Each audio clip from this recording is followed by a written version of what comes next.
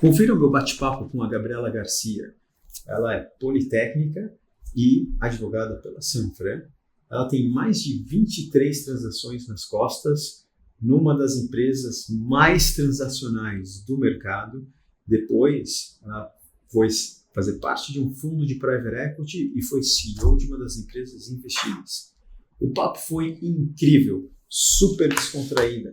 Falamos sobre transações da Hipermarcas, falamos sobre carreira e a comparação com o mundo da consultoria, e a gente soube um pouco mais sobre a pessoa por trás dessa profissional incrível. Estamos aqui com Gabriela Garcia. Tudo bem, Gabi? Tudo bem. Como é que você está, Ju? É um prazer estar aqui com você, super feliz. Para quem não sabe, a Gabriela é minha coprima, uma prima de segundo ou terceiro grau, a gente já se perde nas contas, mas a gente se conhece desde quando eu era bem pequenininho, e ela também, só que ela continuou crescendo e eu não. Eu queria que você contasse pra gente sobre fusões e aquisições na perspectiva de quem está na empresa. Porque eu conheço bem o lado do banker, do assessor financeiro, de quem está desse lado da mesa.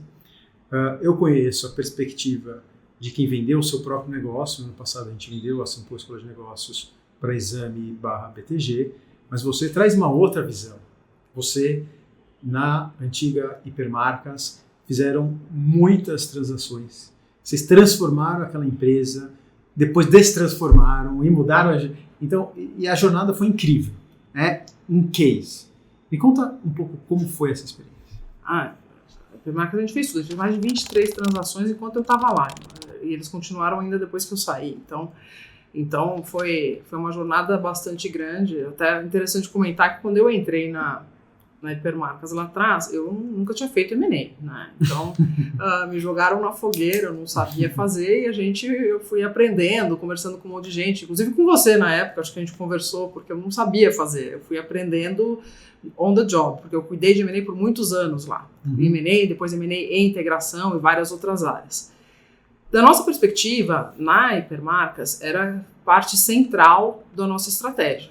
O Júnior, que é o fundador da Hipermarcas, ele, desde a época da Arisco, ele fazia estratégia de aquisições, de crescimento inorgânico. Então, isso já estava meio no DNA da companhia desde antes de eu chegar. Desde antes já estava a companhia ser criada, diria eu, né? Ele comprou primeiro a Solan e depois fomos comprando o resto do portfólio. Da perspectiva da empresa, como fazia muito parte do nosso core, comprar a empresa era core para a gente. A gente não via muito assessor externo. E a gente tentava entender muito quem era que a gente estava comprando, né?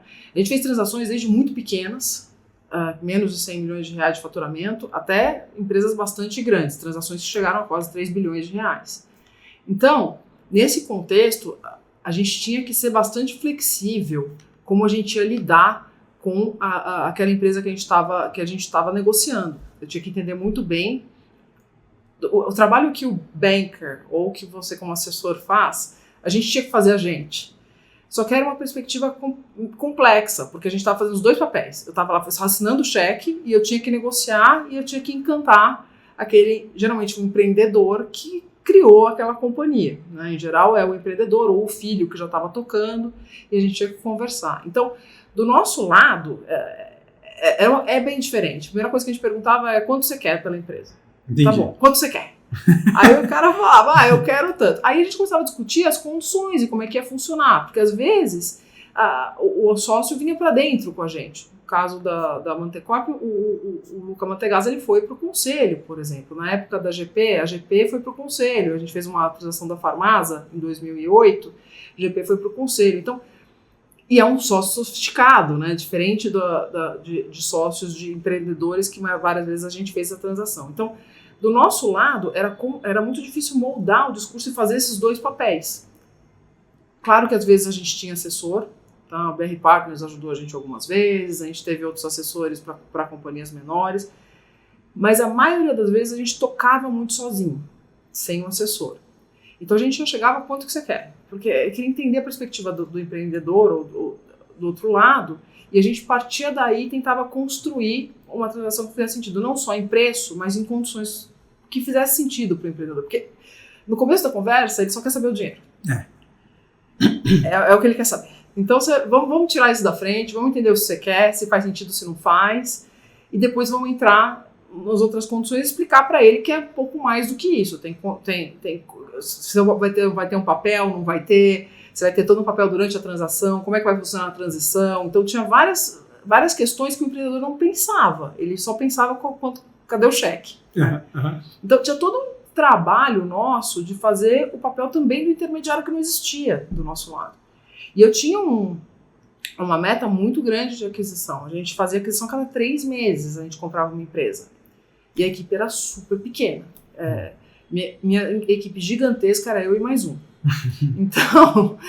Então, assim, a gente não conseguia fazer uma análises muito sofisticadas, né? O que a gente fazia eram análises mais simples. Claro, eu acabava fazendo um NPV, mas, para ser super sincero, eu acho que o Júnior nunca viu, nem o Cláudio, eles não estavam tão interessados. Eu era muito baseado em múltiplo. Eu fazia porque, depois de fazer MBA em Harvard, eu ficava com um pouco de vergonha de não fazer um NPV nem que fosse pequeno, mas não era nem valorizado. Era muito análise por múltiplo, a gente entendia quanto que ia ser de sinergia.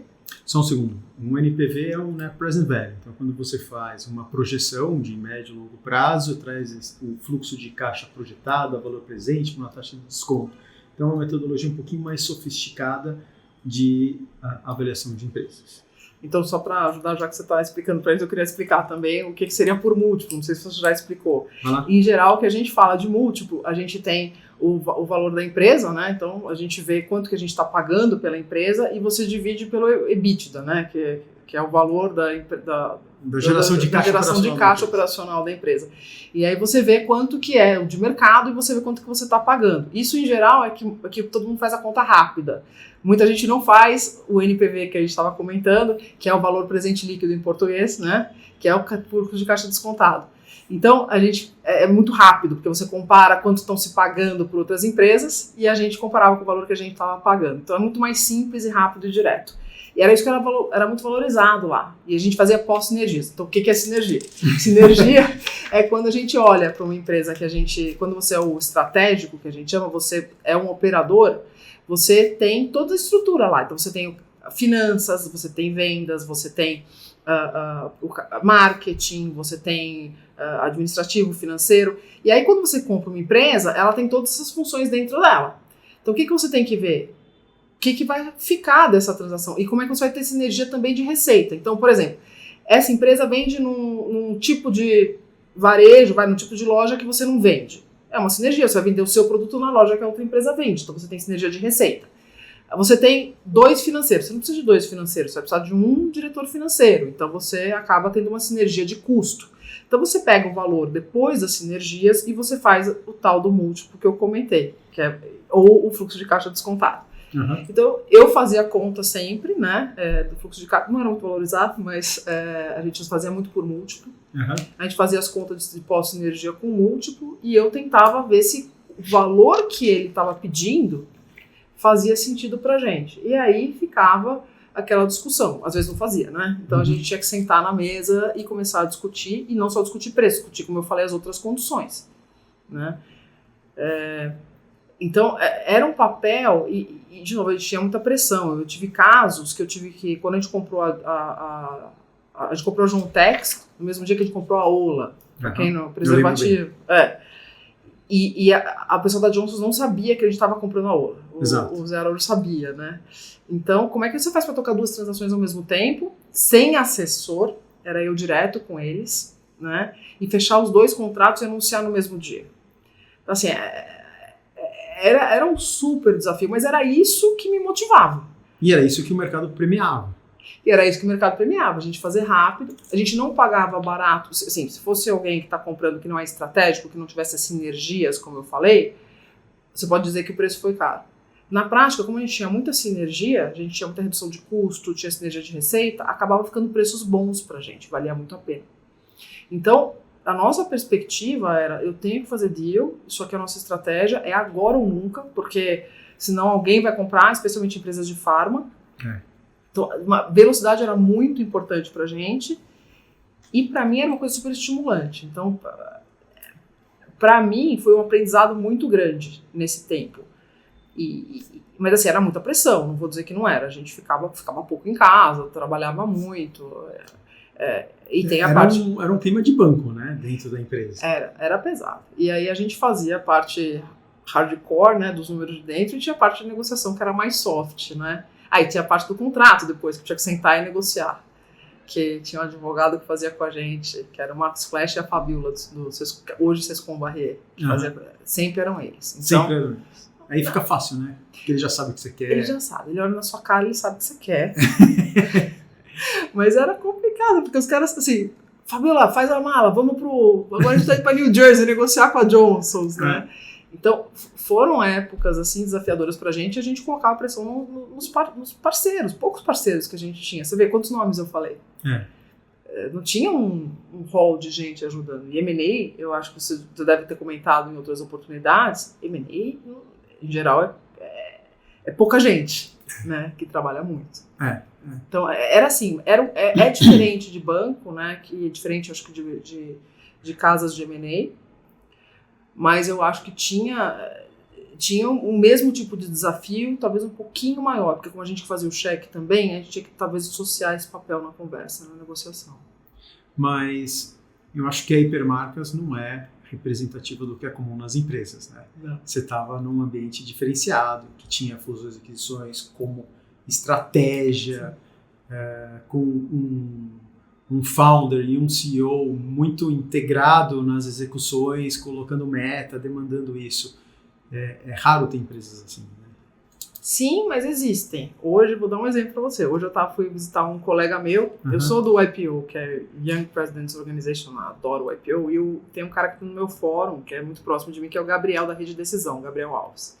Ele faz muito M&A. Então, ele tem uma estrutura de M&A. Então, eu acho que empresas que, de fato, dependem de M&A na estratégia no core e se organizaram para isso, conseguem fazer esse tipo de estrutura. A maioria não consegue, que eu acho que é o seu ponto, e é fato. A maioria não consegue. Qual que é o problema? O dia a dia da empresa é massacrante. Tem muita coisa para fazer, muita operação, é muito dia a dia. E se você não tem isso muito no seu core, assim, vamos fazer M&A seletivamente. Gente, assessor ajuda. Assim, não tem o que negar. Se você não está no teu core, se você não é um hipermarket, não é uma rede de decisão, né? Você com certeza ter a ajuda de alguém vai facilitar teu trabalho horrores. Porque dos dois lados, tá? Acho que assim, eu negociei com muito empreendedor que não queria ter assessor. As foram negociações piores para eles. Porque o cara nunca fez. Ele tá vendendo o negócio da vida dele. E sem assessoria, ele precisa de alguém para ajudar. Os dois lados, tá? Agora, de novo, você faz muito M&A, eu entendo. A Hipermarcas, a gente atropelava muito o assessor, não dava espaço, porque a gente saía fazendo. Mas é muito raro ter esse tipo de empresa, de fato. Na minha experiência, eu trabalhei em bancos e em boutique. No banco, a minha obrigação, o que era esperado de mim, era uma cobertura setorial. Então, se eu estou cobrindo o setor de consumo, eu vou cobrir a Hipermarcas, mas eu também estou nos seus concorrentes. Então, você está entrando num cara, você vai no concorrente, no dia seguinte você está lá, às vezes a gente se encontra nas transações, eu posso estar vendendo um ativo seu e te ajudando a comprar um ativo lá, e isso faz parte da indústria. Todo mundo sabe, o cliente sabe, o meu chefe sabe, porque o seu papel é específico a gente chama isso de coverage, né? de cobertura setorial. Nas boutiques, isso não acontece da mesma forma. Na boutique, existe uma intimidade muito maior com o cliente. E, portanto, uma expectativa que eu não vá falar com os competidores dele. Então, você tem é quase que uma exclusividade momentânea naquele contexto, mas eu não vou trabalhar e não vou falar com os concorrentes do meu cliente enquanto eu estou naquela transação. E isso resulta numa intimidade maior. Eu brinco que eu chego a ter o crachá dos meus clientes, né? Que você vai, você entra, você passa tempo. Em alguns casos, eu intermediava conflitos de dentro do meu cliente. Não, calma aí. Essa área comercial não está falando com o seu jurídico, eu falo comercial, eu falo com o jurídico, alinho as coisas, aí eu coloco eles para conversar e aí a coisa flui. Então, na boutique, eu acabo tendo um papel de facilitador até quase que uma pessoa de dentro. No banco não era assim. No banco era uma visão muito mais de fora, muito mais estratégica do que está acontecendo no mercado, no seu posicionamento versus os competidores, que a gente chama de interlopers em inglês, para usar uma palavra legal, né? É mais transacional, né? Acho que no banco é muito mais transacional. Exato. Na boutique é ter o relacionamento com o empreendedor, o teu relacionamento com o cara que está comprando, que está fazendo a diferença. É muito mais fácil, isso gera uma relação de confiança, né? Qualquer negociação, Get Into Yes, leia Get Into Yes, que é um livro excelente de Harvard lá de trás sobre negociação. Ele fala exatamente isso, quanto mais você conhece do outro, quanto mais... o negócio é muito mais fácil, né? Então, eu acho que o banco, teve alguns bancos que ajudaram a gente, maiores. Bem, acho que é uma coisa bem diferente, que era quase uma boutique na época, né? Não era nem banco na época. Uhum. E na época era uma boutique, na época que a gente fez com eles. E entendia a gente, porque o Ricardo foi sócio do Júnior lá atrás, na Goldman Sachs, então você vê que é relacional o negócio. Então, por quê? Porque essa relação, o cara te conhece de verdade, ele sabe até onde você pode ir, ele sabe o que ele podia oferecer, e do outro lado, quando é de fato relacional, o cara conhece intrinsecamente o negócio e ajuda nessa negociação de fato, segurando o cliente quando ele não... Porque o cliente, às vezes, né... Ele se sabota, né? Ele se auto-sabota. Então, segurar o cliente quando precisa e ajudar o cliente a colocar os pontos positivos que ele tem que colocar, né? Então, eu acho que a assessoria para empresa média, pequena, joga contra a empresa. O Hipermarcas não queria que ele tivesse assessor. É melhor ele não ter. Né? O que eu achava que era bom, às vezes, quando a gente tinha assessor, é que, às vezes, eles travavam com pontos que não deviam travar. Isso ajudava. Tá? Eu na Hipermarcas tinha um ponto ruim, que o cara negociava muito melhor, para mim era pior, né? O cara negociava muito melhor, mas tinha um ponto bom que os issues que de fato importavam, o assessor conseguia traduzir. E os issues que não importavam, ele conseguia filtrar na volta. Vem muita coisa. O empreendedor acha que uma coisa é gigante, um problema absurdo, e não era, né? E vira uma tempestade em copo d'água. E o assessor consegue fazer esse filtro e fazer ficar muito mais suave, né? A transação. Para colocar isso em contexto, é muito comum quando você tem um comprador grande, uma Hipermarcas, e está comprando um negócio familiar. O que de fato acontece é uma distância de informação. Você que está olhando de fora, está tentando comprar essa empresa, você não sabe tudo que o empreendedor sabe. E o empreendedor sabe muito mais do que ele verbalizou, e aí as pessoas estão olhando sobre a sua ótica. E é o que eu vejo com frequência, um empreendedor assim, ofendido. Como que ele está pedindo isso? Como que ele quer colocar isso no contrato? Né? Não, calma. Existe uma dissonância aqui de informação. Ele não sabe as coisas que você sabe. E é razoável que, não sabendo tudo o que você sabe, ele te pede isso. Então, coloca um pouco de empatia na negociação, que vai te facilitar a buscar os meios termos. Ele não está pedindo isso porque ele é sacana, porque ele quer te ferrar. Ele está pedindo isso porque ele está se protegendo de algo que ele deveria se proteger. Então, ou você abre a casa e dá todas as informações para ele ter conforto nesse assunto, nesse problema, ou você assume que você está certo, que não tem esse problema, e dá as garantias que ele está pedindo, já que não tem problema. Então essa discussão é muito comum, eu tenho certeza que você viveu ela muitas vezes. Muitas vezes. E é o bem que você falou, assim, o assessor, ele amortece. Então, quando tinha assessor do outro lado, de novo, ficava mais difícil, tá? Para mim, ficava mais difícil. O preço ficava mais difícil, as condições ficavam... Porque o assessor, quando ele é bem qualificado, ele faz o trabalho dele direito. Ele está defendendo os interesses do cliente dele. Justiça, né? E ele quer fazer a transação ao mesmo tempo. Então, ficava mais difícil, mas ele ajudava o negócio a andar de forma mais tranquila. Teve uma transação da própria Globo Pharma, que foi com uma família. Eu gosto muito deles, eu me dou muito bem com eles. E foi isso que acho que fez sair. Mas o fato de não ter uma intermediação clara ali, eu acho que podia ter ajudado muito, sabe? De confiança ali no meio, acho que teria ajudado a suavizar. Muitas vezes eu falava muito direto com eles, né? E aí quando tem uma intermediação, faz esse filtro. Você pega, traduz o que a pessoa está falando. Eu acho que deu certo, Porque eu tô acostumada a lidar com empresa familiar, eu sei mais ou menos o que tá na cabeça dele, porque eu fiz um monte. Aham. Mas muitas vezes não é assim. Que nem eu falei, empresa que não entende de M&A, ou que não fez muita transação, vai errar. A chance de conseguir fechar uma transação dessa é baixíssima, se não tem alguém no meio ajudando. É, né? Ah, sim. É difícil. O cara que tá na vibe do M&A, querendo comprar, ele não entende a cabeça do cara que tá vendendo ali, a menos que ele faça muito. É verdade. Né? Agora tem uma curiosidade, olhando a Hipermarcas de fora. Eu acompanhei todas as transações que vocês fizeram. Algumas eu participei, eu estava te falando no começo que eu concorri com vocês na compra da Mantecorp. Olhando o que vocês fizeram, vocês compravam uma empresa, uma outra empresa e uma outra empresa. Foi muito comum na trajetória da Hipermarcas comprar duas empresas do mesmo setor, como a Olay e a Juntex, por exemplo. E você se tornar top 3 naquela categoria. Olhando de fora, eu fiquei com a impressão, puxa, deve ter ido algum dia algum consultor da McKinsey, fez uma apresentação espetacular e disse, brother, você tem que ser top 3 na categoria. Rolou isso algum dia? Não, a gente era ex-consultor da McKinsey. Vamos lá. Eu era ex-McKinsey, o Márcio Santos, que é outro que estava lá com ele também, era ex-McKinsey, e o Cláudio Bergamo foi o primeiro BA da McKinsey. Uau! Então, assim, não que a gente não tenha contratado a McKinsey, a gente contratou a McKinsey, mas mais lá na frente para projetos mais de... A gente fez um OBZ com eles, um outro projeto estratégico. Porque assim, eu tenho que defender meu histórico, né? Os caras são bons. Então... McKinsey, pode confiar. É isso.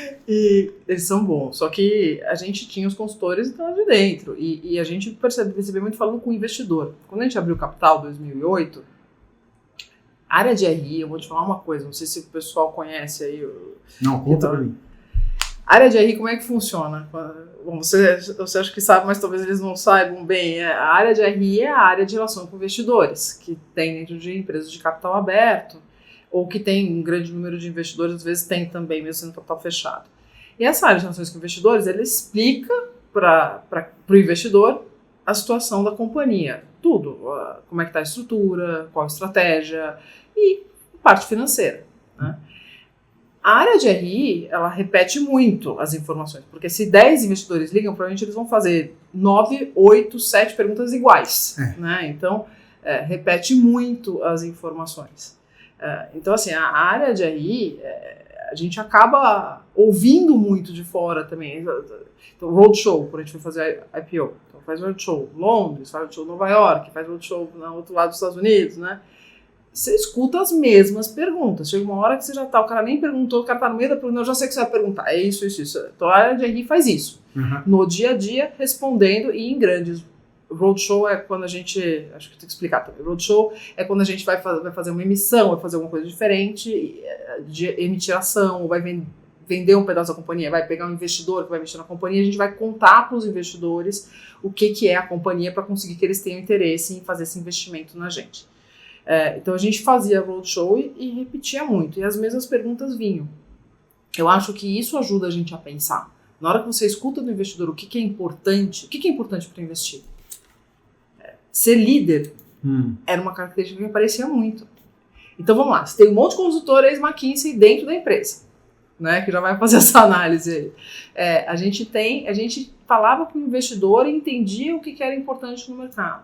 E a gente falava com o cliente. Então quando a gente visitava os nossos clientes, então quem são os nossos clientes? Raia Drogasil, na época a gente tinha também alimentos, higiene pessoal, Pão de Açúcar, Carrefour. E o que o cliente falava? Que quando você tem uma marca forte, uma posição de liderança, eles meio que são obrigados a comprar da gente. Então, aí o grande desafio é passar pelo CAD, né? Que é o Conselho de Defesa Econômica. O CAD, o que ele faz? Ele avalia se essa transação você teve uma concentração de mercado muito grande e ele decide se você tem que vender alguma coisa, porque ficou muito forte, né? Muito grande, você vai ter um poder de aumentar preço no mercado muito grande.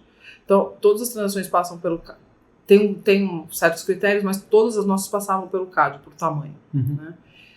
E teve algumas que foram super desafiadoras. Por exemplo, o Legion Tax. Então, assim, a gente tinha esse negócio. Você tem que comprar líderes porque a gente fica mais forte, porque para o investidor é importante, porque isso vai fazer a empresa se fortalecer e ser uma das top do mercado. Só que tinha essa entrave, né? A gente, o Horizon Tex demorou, na época o CAD demorava mais para aprovar e depois a gente podia seguir fazendo as coisas. Hoje não, a gente tem que esperar o CAD aprovar para começar a fazer as coisas na companhia. Demorou uns 2-3 anos para aprovar no CAD, com visitas à fábrica, apresentação, o Horizon Tex foi bastante complexo o caso. E como, né, então vocês criaram uma máquina de fazer M&A, era uma máquina de fazer M&A, por estratégia, porque era a estratégia da cabeça do Júnior, do CEO, buscando ter posições de lideranças, porque isso era importante com clientes e para os investidores. Quanto que vocês estavam preocupados com a integração dos negócios que vocês compraram? Ou seja, depois da compra, e aí? Porque na hora que você comprou, virou líder, né, check, cumpri essa caixinha. Como é que era isso no post-merger, a integração? Como é que era isso lá dentro? No começo era o caos na terra, tá? A gente não estava super organizado no começo, né? Quando a gente começou a fazer essas coisas muito serial, né? A gente não estava super organizado. Aí, com o tempo, a gente estruturou uma equipe de integração lá dentro. Então, no M&A, a gente mapeava tudo que a gente ia fazer, a equipe de integração entrava para entender o que a gente tinha que fazer, e depois, feita a aquisição, entrava no time de integração. Não acha que é muito grande, tá? A gente tinha 2, 3 na equipe de integração central, e aí a gente tinha os funcionais. Então, por exemplo, suprimentos. Então, vamos supor que a gente fez uma questão de uma farmacêutica. O que se compra, os APIs, né, as matérias-primas, elas eram muitas vezes comuns. Mesmo fornecedor, inclusive. Então, caixa de papelão. Todo mundo tem caixa de papelão. Então, tinha uma pessoa de suprimentos, eu acho que ela até hoje é um amor de pessoa, e ela só fazia integração. Então, o papel dela era garantir que a gente entendia que cada uma das empresas que comprava e ajudar as equipes a garantir que entrava no sistema da Hipermarcas e que a gente comprava junto para ter sinergia de escala. Né? Tinha isso para tudo, para comercial, para suprimentos. Então tinha um cara em cada área para fazer essa integração. E tinha que ser muito rápido. E tinha uma de sistema. A gente virava SAP, colocava as empresas para dentro em 3 meses. Era case global. Rápido. Era case global do SAP na época. Então, assim, era muito trabalho e tinha bastante gente trabalhando. Você fala assim, só esses caras de integração? Esses caras de integração não dão conta, né? Então, as pessoas da operação tinham que ajudar. Então, tinha um pedaço do trabalho do cara de operação que era muito trazer para dentro. Então, assim... E como é que você cria uma cultura na empresa para fazer isso?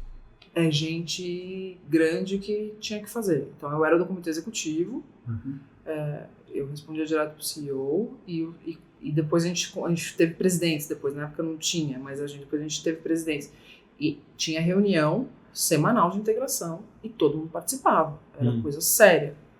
Integração virou coisa muito séria lá, porque se a gente não conseguisse fazer, a gente não podia fazer isso, né? Jogar fora dinheiro de investidor, não, tem que dar certo. Fazer para dar certo. Então, era uma reunião super importante. Depois a gente tinha as reuniões mais funcionais, de integração que também aconteciam. Então tinha um processo. Tanto que depois de 2009, 2010, acho que 2010, eu parei de cuidar de M&A porque eu fiquei focado em integração, era muita coisa. E aí o Martin, que era o CFO, começou a tocar M&A, e eles me chamavam quando tinha que olhar o negócio, né? O Martin era mais parte financeira e para olhar os M&As eu olhava a parte de negócio. Mas não tinha como tocar era muito pesado a agenda de integração. E se você não faz direito, você destrói valor. Você destrói valor. E a gente acertou a maioria das vezes, claro, porque senão a empresa não estava como está, mas a gente errou algumas vezes, de achar que tem mais sinergia do que tinha. Vou dar um exemplo, tem uma empresa que a gente comprou, a gente juntou a força de vendas Tá bom, então pega todo esse portfólio e joga no portfólio que já existe, pro vendedor que a gente já tinha, né? E não precisa desse outro vendedor. Só que esse negócio era tão pequeno na carteira deles que eles não davam bola. Então, essa empresa a gente perdeu o valor. Então, assim, você tem que tomar muito cuidado na integração para tomar dessas decisões corretas, de foco versus sinergia. Então, o que é melhor você ter foco e ter duas forças de vendas? O que é melhor você ter sinergia e economizar dinheiro? E a visão só financeira não basta. Você precisa ter gente de negócios olhando, se for só sinergia, põe lá, né? Tira, fica com uma força só de vendas. Tinha que pensar de forma estratégica. E tudo isso tinha que ser discutido. Não era uma decisão minha, uma integração. Era uma discussão, um comitê, para a gente decidir o que ia fazer. Agora tem uma pergunta cabeluda para você. Eu dou muita aula de M&A. E eu dei aula de M&A em públicos muito diferentes. E aí, em um determinado momento, eu estou discutindo a probabilidade de sucesso do M&A. E aí eu falo que a primeira coisa, a transação tem que fazer sentido. Então, a Hipermarcas, comprar essa empresa, tem que fazer sentido para a Hipermarcas adquirir aquele negócio. Não pode comprar porque é barato, porque ela acha bonito, porque tem uma marca chique, porque é uma geografia que ela não está. Não, para tudo, senta e fala por que, né, faz sentido. E aí eu fui falando lá do meu ranking e eu coloquei cultura e pessoas lá num 4º lugar. E porque na minha experiência, e aí eu estou curioso de saber da sua, na minha experiência, quando a gente está estruturando a transação, está negociando a transação, muitas vezes os meus clientes sabiam que a cultura era diferente, não era a mesma forma de liderança, mesmas prioridades, mas isso sempre ficou um problema secundário. Não, deixa eu fazer a transação, porque ela faz sentido para mim, porque ela vai agregar valor, porque ela tem um componente estratégico super importante, e pessoas eram um problema que eu resolvia depois. Quanto que nos M&As que você participou, o problema cultura foi um problema que eu resolvia depois, e quanto que isso foi uma coisa importante, determinante, eu olhei isso primeiro e tomei as minhas decisões. No meu caso, era problema tipo 2. Era a gente olhava, não que a gente não soubesse que podia ter entraves e a gente pensava como resolver. Então, isso a gente vai apanhando, tá? Porque isso não quer dizer que eu não apanhei. A gente fez coisa olhando como não tão importante e no final a gente apanhou, principalmente nos M&As maiores. É que eu acho que não é importante, né? Sempre importante, a gente sabe disso. Mas é um problema que eu vou resolver depois. Então, a gente começou a mudar a abordagem. Para entender como é que as coisas funcionavam lá dentro, para entender como é que a gente tinha que abordar. Então, você pega as aquisições que eu já fiz na minha segunda vida agora, né, no Private Equity, a gente tinha um mega cuidado. Eu fazia um plano de pessoas antes, entender como é que as pessoas faziam, o que a gente tinha que mudar, plano de integração. A reunião, eu lembro a reunião da Globo Pharma que a gente fez no dia que a gente fez a aquisição, a gente estava com medo daquela reunião, porque a gente estava comprando uma empresa mineira, uma cultura completamente diferente, a gente sabia que eles eram desconfiados, e que era uma empresa já muito antiga, a empresa tem 70 anos, então assim, a gente tinha que tomar muito cuidado como entrar. A gente gastou, eu não sei quanto tempo, mas foi bastante tempo, não medi, foi bastante tempo para fazer a apresentação que a gente ia fazer para os funcionários, bastante tempo. A gente fez um Q&A, preparou um Q&A de umas 20 páginas, que eu passei um por um, para 100% dos funcionários. Entendi. Por quê? Porque eu precisava daqueles caras lá amanhã. É muito diferente para a Hipermarcas. Se um cara não quisesse ficar, a gente tinha estrutura. Era muito mais simples. Se for dar algum problema, claro que deu problema. Mas a gente estava menos preocupado, porque a gente tinha gente o suficiente para entrar lá e resolver. Se o cara não pudesse resolver, a gente identificava quem eram os caras que de fato tinham algum conhecimento que eu não podia perder, mas em geral é pouco, meio de consumo não é tanta gente assim, e aí a gente entrava para dentro e tinha gente para assumir se precisasse. No Private Equity, quando a gente fez a aquisição, eu precisava de todo mundo. Eu não tinha alguém, vai puxar quem? Vai puxar o sócio meu que fez finanças a vida inteira para tocar regulatório? Não tem jeito, entendeu? Eu não tenho. Se desbanda o negócio, não funciona, eu estava na roça. Então, eu como CEO estava preocupadíssima de garantir que as pessoas entendiam que a gente queria ficar, que a gente não ia mandar embora as pessoas, que a gente queria fazer a companhia crescer, que era uma preocupação muito menor minha na Hipermarcas. Entendi. Né? Então, eu acho que depende muito, por exemplo, duas muito grandes fazendo fusão, uma fusão de quase iguais. Tem que pensar, porque assim, a chance de um negócio desse degringolar, se você não pensar muito antes, é um problema. Agora, na minha realidade, Hipermarcas não, a gente pensava menos, porque era menos relevante. A gente tinha alternativa. E eram empresas menores, em geral, que a Hiper. E na Globo Pharma a gente pensou antes, mas não foi por isso que a gente comprou a empresa e não ficou em primeiro lugar, na nossa prioridade, com certeza. Tem razão. Mas você... eu entendi.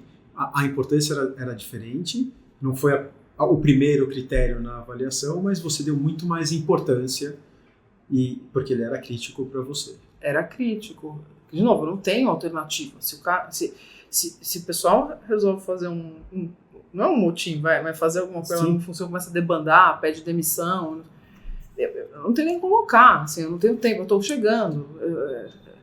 A empresa era em Minas Gerais, então assim, era para mim um fator crítico do sucesso, pegar aquelas pessoas, dizer para elas calma, então fazer todo um Q&A, pensando como que é o comportamento delas, entender a cultura deles para fazer o omelete sem quebrar o ovo, sem detonar o ovo, né? Porque não adianta você quebrar o ovo assim, você tem que bater devagarzinho e abrir. Você tem que fazer o omelete. Mas não adianta quebrar o ovo assim, sabe? Vai detonar o ovo, não vai conseguir fazer o omelete. Então, na Hipermarcas a gente quase quebrava o ovo assim, conseguia fazer o omelete. Na Globo Pharma, por exemplo, não dava. Tinha que ser com muito mais cuidado. E quando você tem sócio, idem, né? Os fundos que fazem aquisição, toma cuidado, porque muitas vezes o fundador fica. Nesses casos, eu também acho que eles pensam mais, porque tem uma questão de não mudar tanto a cultura, né? Então, acho que fundo. A empresa comprando, quando é muito grande e a empresa é menor, eu diria que a preocupação é pequena. Sabe o que acontece quando a gente produz um conteúdo que é interessante, que é relevante, mas acabou saindo do roteiro? Aqui no Diário de um Banker, a gente transforma numa pílula. Essas pílulas são vídeos de 3, 4, 12 minutos, vídeos curtos, mas com começo, meio e fim. Sempre de uma discussão que surgiu no programa, que é bacana, que é interessante e tem começo, meio e fim. Confira a pílula e o episódio completo, pois os conteúdos são diferentes.